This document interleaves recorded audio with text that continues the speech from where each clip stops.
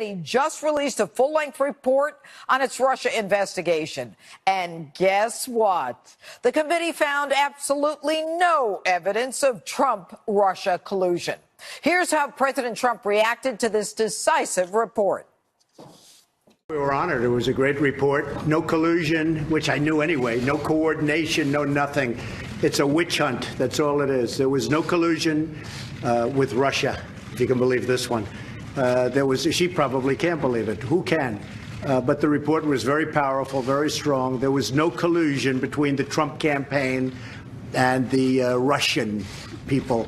As I've said many times before, I've always said there was no collusion, but I've also said there has been nobody tougher on Russia than me. With that all being said, if we can get along with Russia, that's a good thing, not a bad thing. But there has been nobody tougher on Russia than me. I was very honored by the report. It was totally conclusive, strong, powerful. Many things said that nobody knew about and said in a very strong way. They were very forceful in saying that the Clinton campaign actually did contribute to Russia. So maybe somebody ought to look at that. But what we really should do is get on with our lives.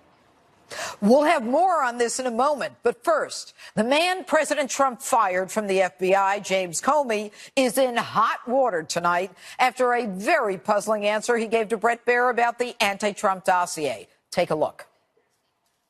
You called the dossier unverified, salacious. Why did you use that to the FISA court to ask for surveillance for Carter Page? Not only use it, but you led with it. A bulk of that FISA application deals with that dossier. Why? Yeah, that's not my recollection, Brett.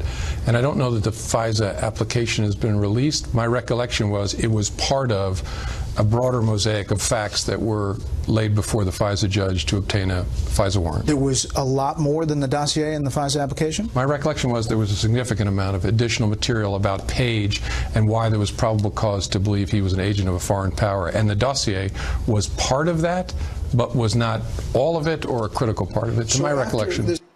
The disgraced former director is also under fire for saying the dirty dossier did not play a significant role in the FISA warrant of a Trump campaign associate, even though two congressional memos blatantly dispute this. Take a look. When did you learn that the DNC and Hillary Clinton campaign had funded Christopher Steele's work? Yeah, I still don't know that for a fact. What do you mean? I've only seen it in the media. I never knew exactly which Democrats had funded. I knew it was funded first by Republicans, opposed to Donald. That's not true. I'm sorry? That's not true. That the dossier that Christopher Steele worked on was funded by Republicans? My understanding was his work started funded by Oppo Research, funded by Republicans. So Free Beacon and said that they had Glenn Simpson and Fusion GPS on a kind of a retainer, but they did not fund the Christopher Steele memo or the dossier. That was initiated by Democrats. Okay, my understanding was the activity was begun, that Steele was hired to look into, was first funded by Republicans, then picked up, the important thing was picked up by Democrats opposed to Donald Trump. Joining us now with a reaction is Fox News contributor Herman Cain and Florida Congressman Matt Gaetz. All right, Congressman, I'm going to ask you first. What do you think of this new report by the Intel Committee, the Republican majority, actually? Well, this report is a decisive win for the president because it supports what the president has been saying all along, and that is that Russians had a greater involvement in the drafting of the Hillary Clinton-funded Christopher Steele-authored dossier than they ever had with the Trump campaign. No evidence of collusion still, and frankly, Judge Janine, this points out the need to disband the Mueller investigation because it's built on a rotten premise that has now been disproven with 250 pages of fact. All right. And Herman Cain, to you, what is your take on this latest report from the Intel Committee? My take, Judge Janine, is that he is not in hot water. He lied and lied and lied. And now we have to wait for the process to play itself out. Comey, I'm talking about. We now have to wait for the process to play itself out for him to end up in court such that a court judgment proves that he lied and tried to keep a cloud over this administration. He and others have tried to keep a cloud over this administration, but with this report, the clouds have parted, and now we're seeing the truth, And that's what the American people wanted to see. You know, what's interesting, Herman, is that even though you say that, you know, we want to see the courts get involved, the truth is that the Inspector General's report was supposed to come out in April regarding Comey. And now it's, they say, May, and probably even later than that. Christopher Steele, there was a reference because he lied to the FBI. I believe it was Chairman Grassley's committee who made a criminal referral to the Department of Justice months and months ago. Nothing's happened. We knew McCabe lied over more than several months ago. Nothing's happened. What do you think it's going to take? I think they're slow walking the documents so we don't have the evidence, so the American people get past 2018, change the House. I absolutely agree with you. They are trying to slow walk this cloud, slow walk these investigations such that they get through November 2018. But here's the thing, Judge Janine. The American people, including some Democrats, are not stupid. We've had enough evidence come out, even through the media, that says he has lied and discredited himself, and they are not going to swallow the gullible lies that the Democrats and the liberals are trying to push on the American people. They won't be able to slow walk this one, because when that AG report comes out, it's going to be the icing on the cake. All right. And Congressman Gates, you know, you ended by saying your last comment that, you know, it's time for the special counsel, Mueller's group to be disbanded. But today, or yesterday, I believe, it was Chairman Grassley of the Senate Judiciary who led a bill out of committee supported by a few Republicans like Lindsey Graham, saying they're going to block the president from firing Mueller and disbanding the commission. I mean, on the one hand, we've got you saying one thing, and then we've got Grassley saying another. Why is Grassley wasting his time with this kind of a bill? Well, Senator Grassley has done a lot to contribute to our investigation of the FBI and their wrongdoing. My concern is that we have some Senate Republicans who are more worried about protecting Bob Mueller than they are about protecting the United States border and our Constitution. I wish the Senate would take up the 500 bills the House has sent over to advance the Trump agenda and to restore constitutional principles. Instead, they're wasting time on this frivolity. The Constitution could not be clearer. The employees of the executive branch work for the president, and he can fire them. Okay. Well, there's no question about that, but I'm just going to go back to you, Congressman Gates. One of the things that Chairman Grassley answered when I asked him that very question, House passing almost 500 bills, Senate doing virtually nothing, he said, well, you know, we've got the filibuster, so I can't do anything unless I have bipartisan support. What do you say to that? They have the filibuster because they want to have the filibuster. You know what, Judge Janine? If some Democrat wants to filibuster one of the president's appointees or meaningful legislation, let them take to the floor of the Senate and stand up and read the phone book or Dr. Seuss, and let the American people see the absurdity that is playing out in the Senate with Democrats refusing to do their job and take tough votes. And you know what? Mitch McConnell's helping them because he won't actually bring bills to the floor, and he empowers Chuck Schumer and the Democrats far too much. Okay, and Herman Judge Cain, what do you say to that? Yeah. What I say to that is he is absolutely right. Look, memo to Senate. You are not president. They're trying to micromanage the president by telling him who he can fire and not fire. It's his decision, and they seem to forget this. And this isn't the first time that they have tried to micromanage the decisions that this president has the ability to make if he wants to. Let him do his job, United States Senate, Democrats, and Republicans. And, you know, Congressman, you know, America is fed up with Congress. They have one of the lowest approval ratings of anybody. I mean, I can't think of anyone other than career criminals who have lower approval ratings. But they're not doing anything anyway. This resistance, this obstruction. Here we are a year later, and there's nothing on Russia collusion, nothing. And the Democrats keep saying, it's coming, it's coming. And we are wasting away the ability to support this president. Republicans, too. What is their problem with President Trump?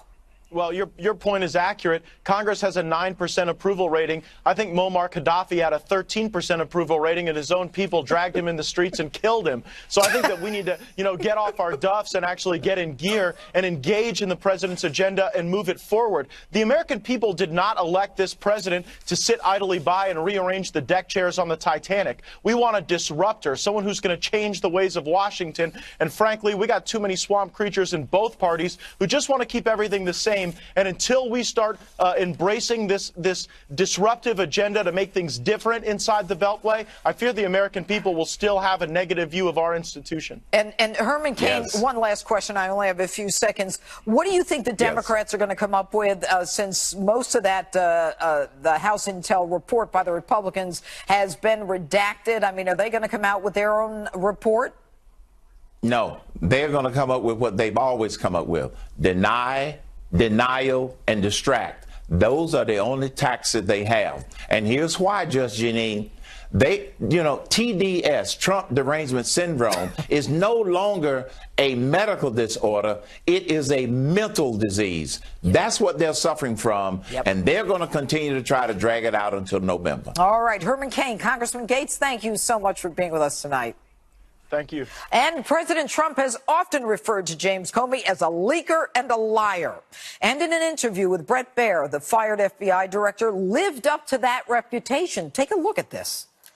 I don't consider what I did with Mr. Richmond a leak. I told him about an unclassified conversation with the president. FBI protocol says your own employment agreement with the FBI prohibits, quote, the unauthorized disclosure of any information or material from or related to FBI files or any information acquired by virtue of my official employment without prior written permission from the FBI. Did you have written permission? No, and I didn't consider it part of an FBI file, all the things I talked about with Anderson. You wrote it as an FBI director. It was a work product. No, it was not. It was my personal aide de memoir. President? Sure.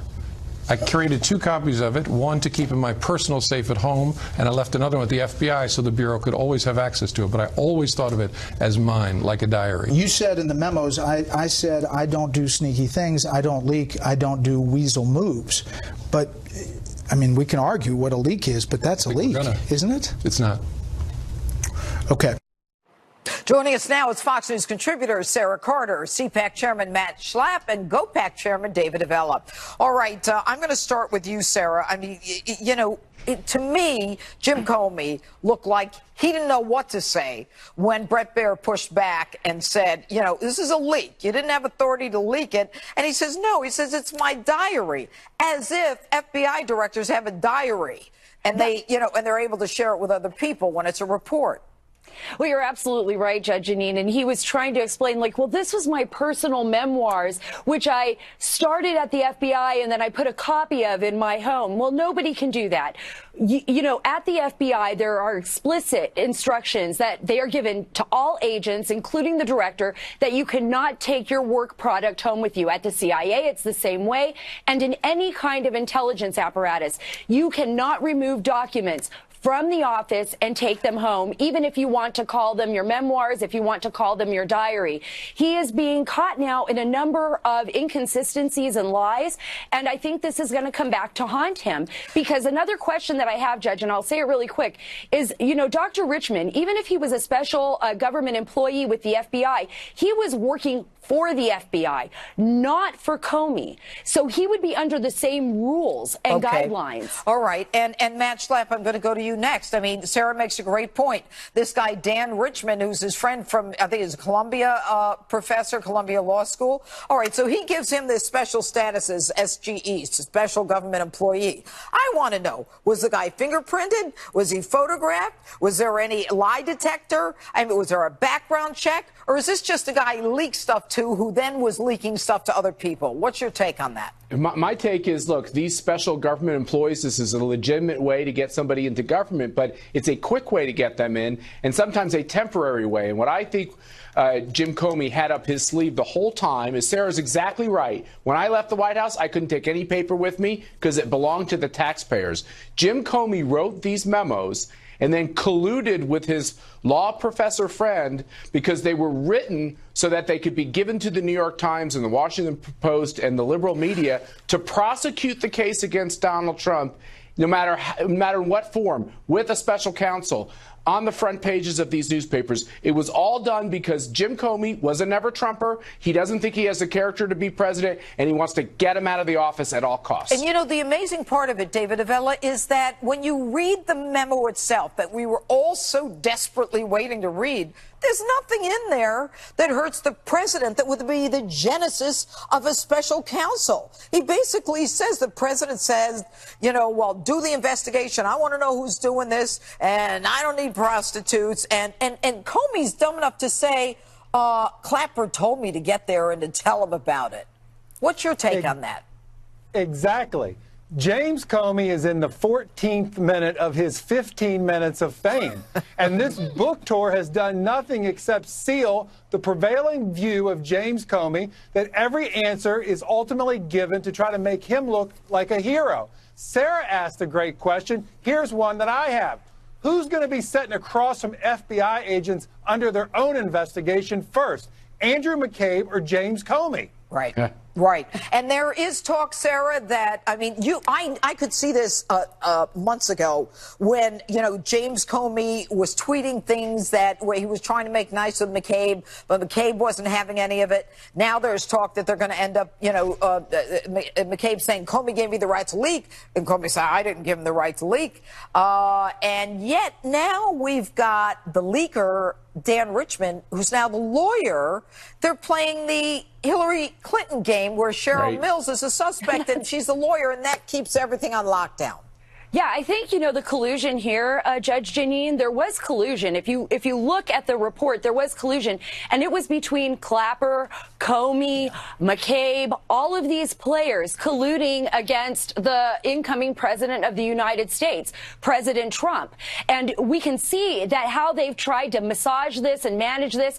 They believed that none of this would ever come out because, first of all, they thought that Hillary Clinton would win. And then when she didn't win, they went one step further and they moved into Plan B, and now everything is being exposed. Now they're eating each other up. We see McCabe and Comey both saying that each other's stories don't match up. And I think what we're going to eventually find out is that a lot more people were leaking, a lot more people in the FBI are going to be in trouble, and a lot more people in the intelligence community. And you know what, Matt, I mean, the whole idea of they're being hoisted on their own petard, in that we don't need them to fight with each other, their inconsistencies are glaring, whether it's saying one thing in the book and another thing to Brett Baer, or whether it's Clapper who says he didn't discuss the Steele dossier with the press, but his testimony before the committee, as Trey Gowdy said, was that he did discuss it.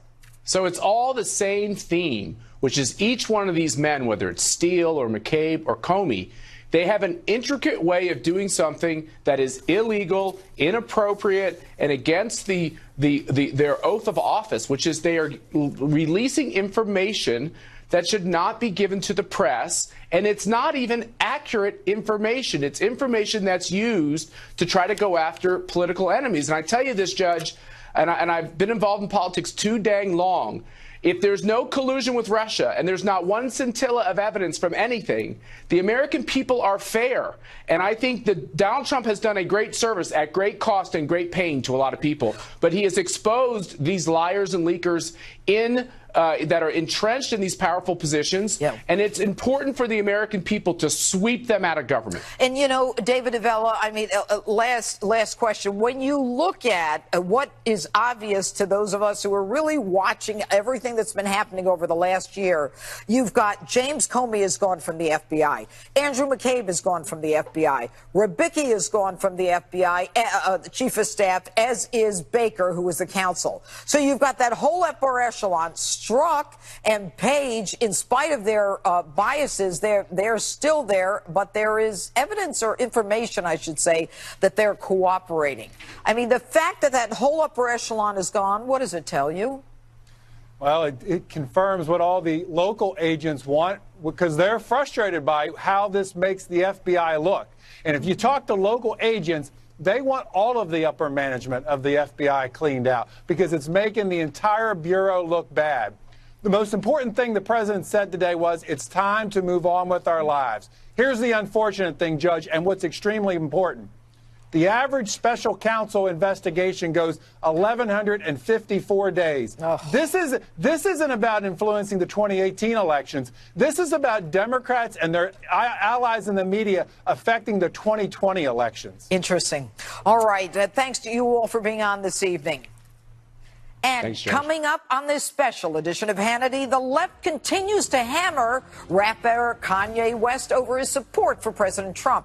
We'll tell you what the president is saying about all of this. Stay right there.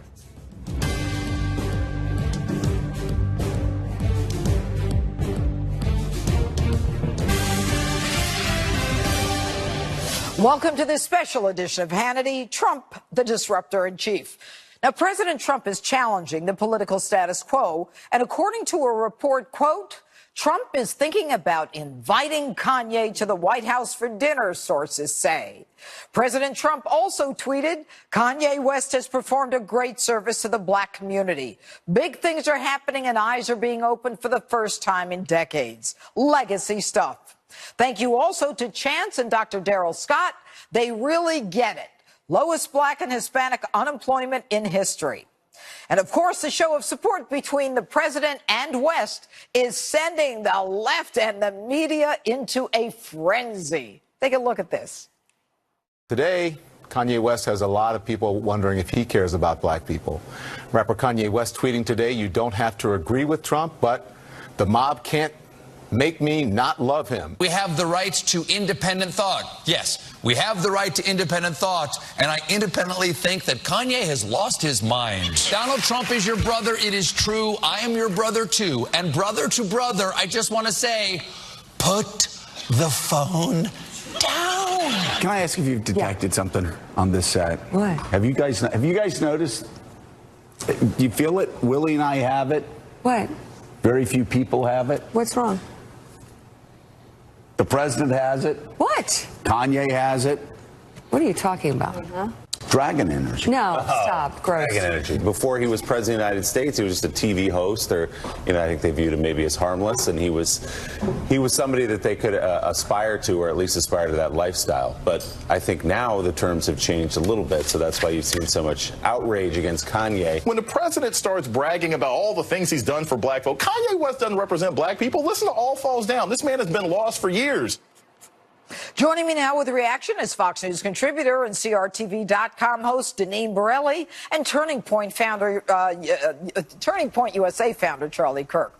All right, Deneen, I'm going to start with you. Deneen, who would ever have thought that we would have discussed pop culture and pop culture icon in a segment with Donald Trump?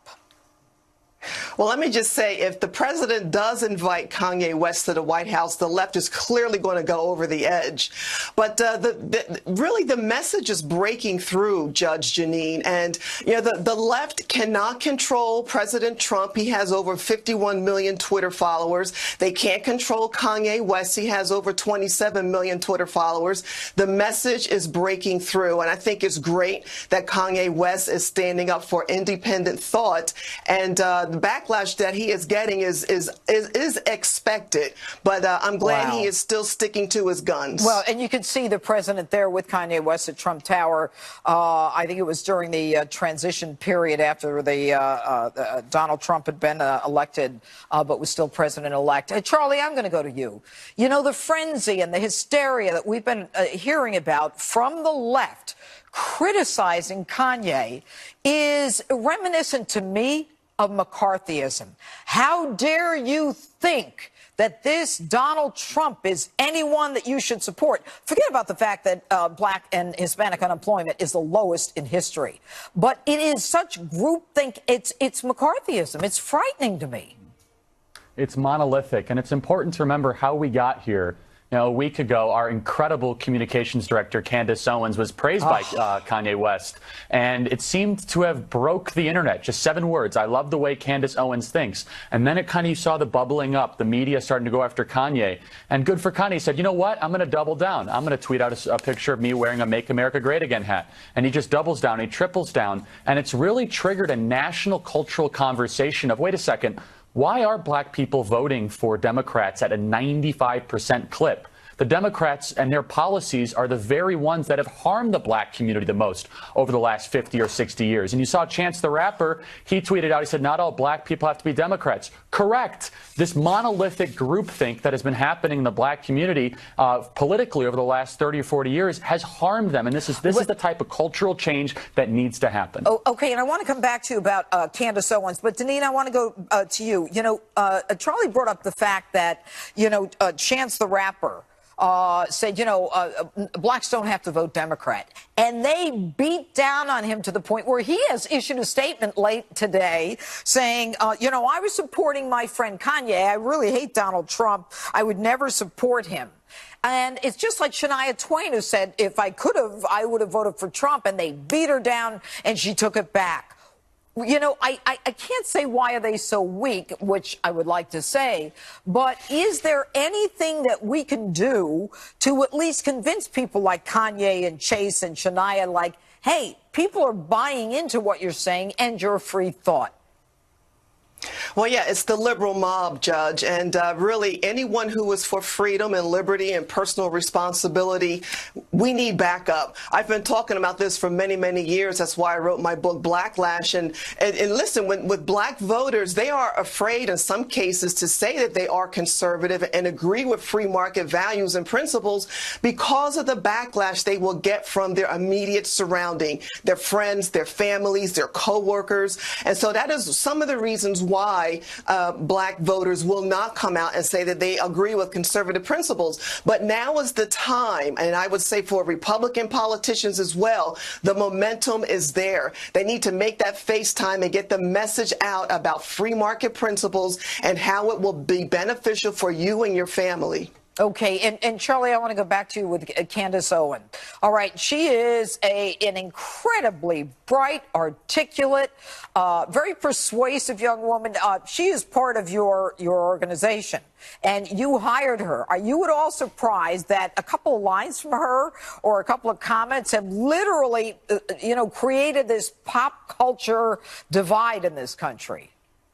I'm surprised in one way. I'm surprised it happened this quick. I hired Candace Owens 4 minutes after meeting her, and I had never come across anyone with that kind of natural talent, drive, passion, and vision all combined together. And she looked at me in the eye. She said, Charlie, I'm going to lead the black revolution. It's to go through culture, and I want to do it with you. I said, hey, you're hired. And through Turning Point USA, we've worked together now for a couple months. And this all started with us at UCLA last week, where she challenged Black Lives Matter protesters head on, which, by the way, is supposed to be an untouchable activist group on the left. She did it so well, so brilliantly, put the clip on Twitter. Kanye saw it, praised her, and this started as a national conversation that no one expected.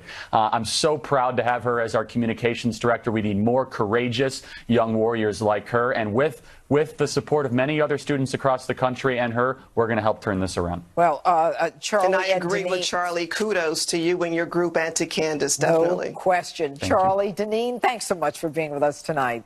Thank you. You bet. All right, and coming up, President Trump could be on the verge of a big win after a historic peace summit between North and South Korea.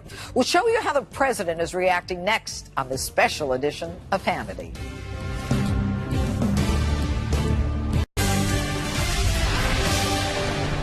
I want to congratulate the Republic of Korea on its historic summit with North Korea. We're encouraged by President Moon and Kim Jong-un's expressed goal of complete denuclearization of the Korean Peninsula. I will be meeting with Kim Jong-un in the coming weeks. We look forward to that, and hopefully it will be productive. It's taken a long time, many, many decades to get here.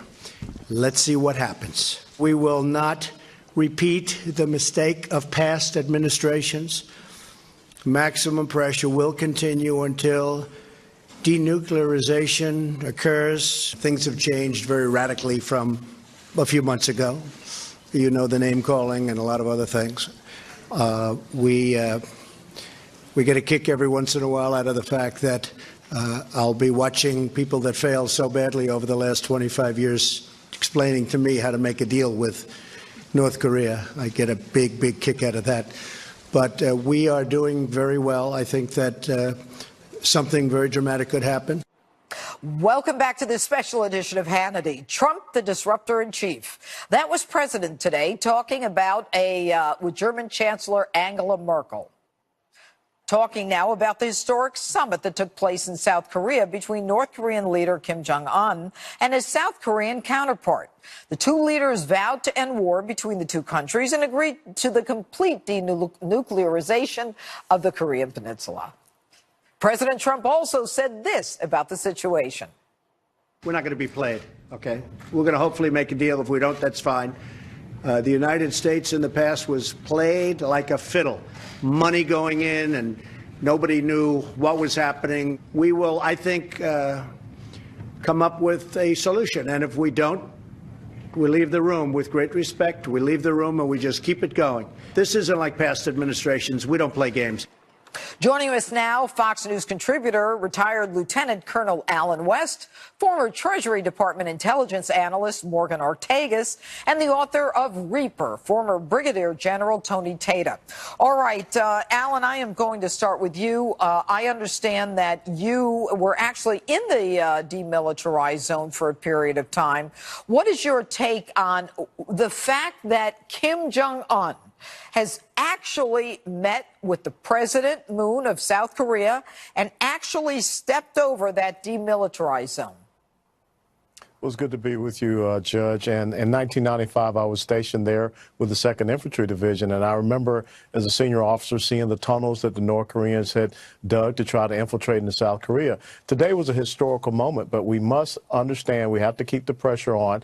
And Kim Jong-un has proven to be a person that you cannot trust. So we have to have the systems and the sanctions in place. We have to be able to verify anything that he says he is going to do. Because history will teach us Neville Chamberlain sat down with Adolf Hitler back in 1938, signed the Munich Accords, and then, of course, later on, Adolf Hitler said it was just a piece of paper. And Morgan, you know, there are those who say that we've reached a point now that is only due to President Trump. And he referenced it a few minutes ago. He said there was a lot of name calling and a few other things several months back, you know, between Rocket Man and all the other back and forth. But that really did lead or create the foundation for this meeting between President Moon and Kim Jong-un. Would you agree? Absolutely, Judge. I think that the president deserves a ton of credit for what happened today. And you're even seeing some of his biggest critics give him credit as well. The South Korean president went out of his way to say that the policies that the president has pursued is what has led towards today. I would say, though, that when you look at what the general just said, we view everything with skepticism when it comes to Kim Jong-un. But today we saw for the first time the North Korean leader step on a South Korean soil. We've never seen that before. And it's not just the rhetoric. The rhetoric is important. It's the fact that there is a credible threat of force behind the rhetoric. And I would add, Judge, that the historic sanctions that Nikki Haley and the Trump administration pursued at the UN deserve a lot of credit, because what happened was that we caused pain in his pocket where it hurts the most. So clearly one of the reasons he's coming to the table is because of this whole of government approach. You have an American president who the world believes will take action. You have historic sanctions. And I would add, look at what's happening with the Chinese. Look, the president is sending his top economic team next year to China, and the Chinese were a part of this because this is a comprehensive strategy in East Asia. General Tata, let's talk about the military component, where the president has indicated that he has no reluctance whatsoever to use his military option and force to back up, and he's also not afraid to walk away if he doesn't get what he wants from Kim Jong-un. Well, Judge, I think the military component here is, it's peace through strength, right? We have 28,000 troops on the Korean Peninsula, and we've got, the Air Force in Guam, and we've got, we've had 3 carrier strike groups in the Sea of Japan surrounding the Korean Peninsula with all of the air power that comes along with that, and Tomahawks and nuclear missiles that can be launched. So there's a credible threat from us to North Korea that has been behind the other elements of national power that the president has artfully synchronized here, as we've talked before on your show, with diplomacy, information, economic, all those elements of power. And what you're seeing now is, success has 1,000 fathers and failures an orphan. And so, the media is looking for somebody to dilute the praise away from the president for doing all of these things. And so, they choose Kim Jong-un's sister, who was at the Olympics, and she may have gone back and talked to her brother and said, hey, it's pretty nice down there. They have food. You might want to go check it out. But it's a credible threat of military force. And President Trump is synchronizing that in a very good way that has led to this point, and President Trump and his team deserve the credit. Mike Pompeo deserves a lot of credit, as well as Ambassador Haley. Okay, and so, Alan, I'm going to go back to you. Looking at Kim Jong-un with President Moon, I mean, this is a guy who was killing us 6 months ago. He was standing there with all of, his toys of war, and, did he have a lobotomy? I mean, what got to this guy that everything about him has changed? His body language has changed. Were the economic sanctions that severe? And is someone in his country telling him, hey, you better make this right or you're going? Well, I think it is, as General Tater just said, when you have a credible military threat and a deterrent, that backs up your foreign policy. Just remember, it was 2010 when the North Koreans sunk a South Korean naval vessel, killing 46 of their sailors and wounding another 56. And then later on in that year, November 2010, there was the North Korean artillery bombardment of a South Korean island. And we said nothing, we did nothing. As a matter of fact, we continued to appease and negotiate. So for the first time, we have an American president that has stood with resolve and resiliency. But also let us remember that Kim Jong-un is responsible for the death of an American citizen, Otto Warmbier, and there are 3 American citizens still being held, as well as Japanese citizens. So I understand him stepping across into South Korea, but this is a person that has a very dark past and has a very evil intentions, and we cannot put that aside. So we have to still proceed with caution. And General Tater, I mean, the family has sued the North Korean government of Otto Warmbier. How is that going to impact what is going on? And suing them, does that have any chance of resolution in any way? Well, Judge, I think that it's a holistic approach as we go into these negotiations to try to get, as President Trump called it today, this is for the world. And so we can scale from, a very important microcosmic issue all the way up to what we have to do for the world. And a denuclearized peninsula, Korean Peninsula, is so key to the world. And I think the president and his team are going to achieve that. And I believe that they're going to achieve all the other goals as well, one of which is what you mentioned. And Morgan, very quickly, I mean, the idea of the large armies that are actually on that border between North and South Korea, the fact that they might be able to come home is certainly something to look forward to. It certainly is, but I would echo what the gentleman just said, that we need to lay out specific steps for denuclearization. What does it look like? How do we verify it? We can't, and this administration won't do this, but we can't make the same mistakes the Obama administration did, where they relieved sanctions on Iran for a bunch of empty promises that weren't fulfilled. I know this administration won't do that, and that's why we need to really verify that this is going to happen. Well, you know what? I think all of us would agree that the Donald Trump administration is not going to put together any deal without real verification. Anyway, Alan, Morgan, and General Tater, thanks so much for being with us. Thank you, Judge. All right. And still to come on this special edition of Hannity, Congressman Ron DeSantis will weigh in on James Comey's ridiculous explanation about his leaks, as well as so much more. Stay right there.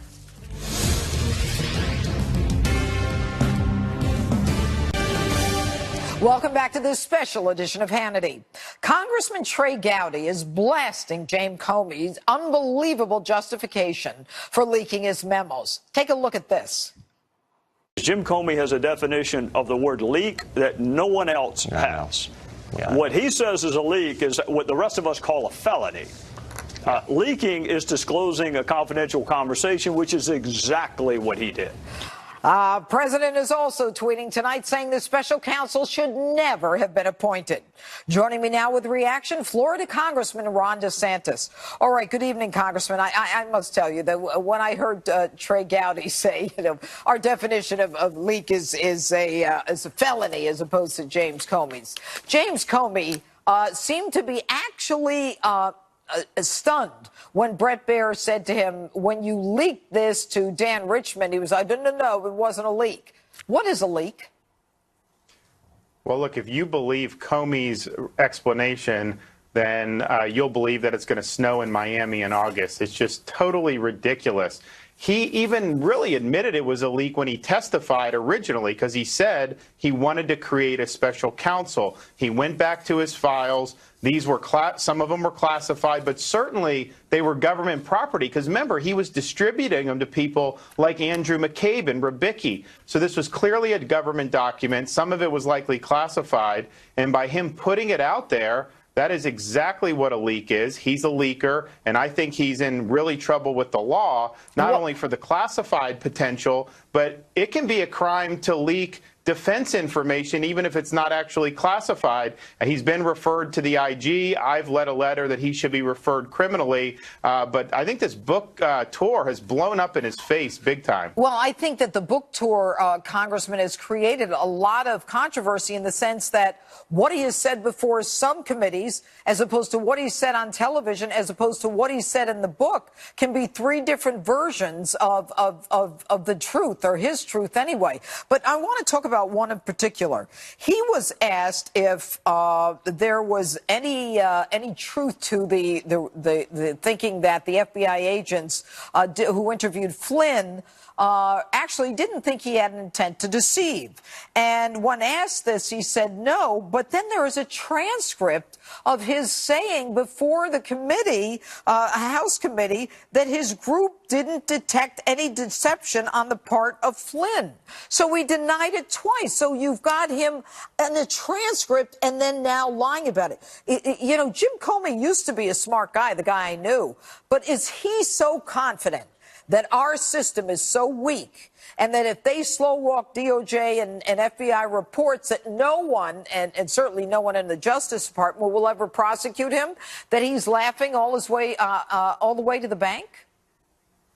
Well, he's definitely going to the bank, because he's making a lot of money on this book, and I think he's really doing damage to the FBI as an institution. I think he does think that he's not going to be subjected to any type of accountability, because very few people have been. I mean, McCabe being referred was like a major deal. I know I was calling for that. I know you were, but that typically had not happened. Usually that elite bureaucratic class lives under different rules, and that's one of the big problems with how our system's operating right now. So I think Comey, I think he has a lot of issues. If we have an equal application of the law, you can't say that a submariner, a petty officer in the Navy who takes a picture of a submarine, which he shouldn't have done, is classified, but didn't disclose it to anybody, he gets a federal felony, but Comey can maliciously leak potentially classified information, and we just act like nothing ever happened. That's wrong, Judge. And make money on it. But, you know, we would need someone in the Justice Department to prosecute. Is anyone at the switch? And I have 10 seconds. Well, we sent the referral to Huber and to Sessions. Sessions isn't recused. We need to get an answer on that, but I think that we're closer than we were 3 or 4 weeks ago. Well, let's hope so. Congressman Ron DeSantis, thanks so much. And coming up, more of this special edition of Hannity. Welcome back to Hannity. That's all the time we have left this evening, but tomorrow night on Justice, I'll have live coverage of the president's rally in Michigan. We'll have reaction with A-list guests, including Mark Stein, Michelle Malkin, Governor Mike Huckabee, and me. Join me for Justice with Judge Janine tomorrow night at 9 p.m. Eastern. Thanks for joining us, Lori.